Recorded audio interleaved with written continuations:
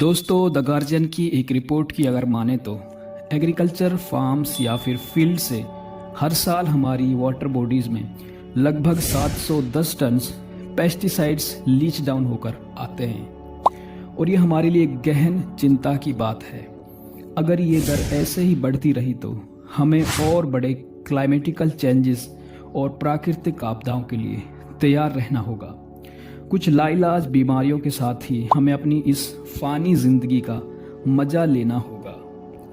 भारत के उत्तरी हिस्से हिमाचल, यूपी, उत्तराखंड, हरियाणा और देश की राजधानी दिल्ली में मानसून की बारिश अपना तांडव दिखा रही है।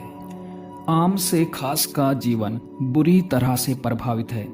अकेले हिमाचल प्रदेश में 13 जून से अब तक लगभग 153 लोगों ने अपनी जानें गंवा दी हैं। राज्य में अब तक लगभग 224 करोड़ का नुकसान रिपोर्ट किया गया है।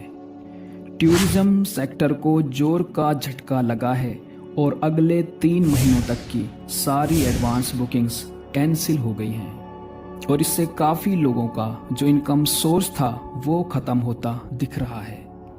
हजारों एकड़ ज़मीन पे लगी हुई फसल बर्बाद हो चुकी है और जो लगने वाली फसल थी वो काफ़ी ज़्यादा डिले होती दिख रही है। इससे किसान समुदाय का भारी नुकसान होता दिख रहा है और इसका सीधा असर दिखेगा हमारी सब्जी मंडियों पर और इसका असर दिखना शुरू भी हो चुका है। जून में जहां टमाटर के रेट्स सिर्फ 40 रुपये पर केजी थे और अभी ये रेट बढ़कर 200 का आंकड़ा छू चुके हैं।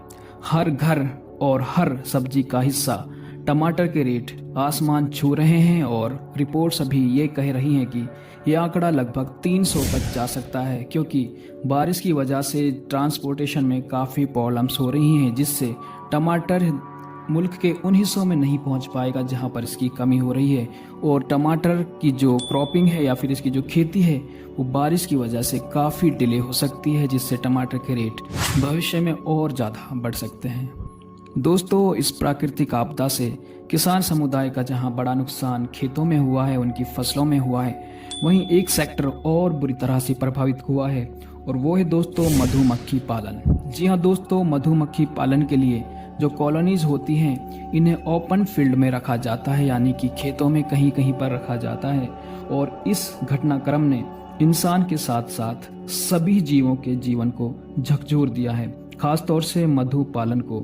मधुमक्खियां अपनी कॉलोनी को छोड़कर कहीं और आसानी से नहीं जा सकती और इस तेज बारिश और बढ़ते जल स्तर से डब्बे पानी में डूब गए हैं या फिर बहाव के साथ बह गए हैं और मधुमक्खी पालन इस सेक्टर को काफ़ी बड़ा नुकसान झेलना पड़ रहा है। ऐसा लगता है जैसे कुदरत हमसे रूठ गई हो, शायद हमारे कर्म ही ऐसे हो गए हैं। रिलीजियस लिटरेचर में परले यानी क़यामत की जो तस्वीर बताई गई है तो ऐसा लगता है कि हम अब उसके मुहाने पर आकर खड़े हो गए हैं और संसार को रचने वाले चलाने वाले के महज एक इशारे भर से मंच का पर्दा गिर सकता है। आप जरूर इस बारे में सोच विचार करें।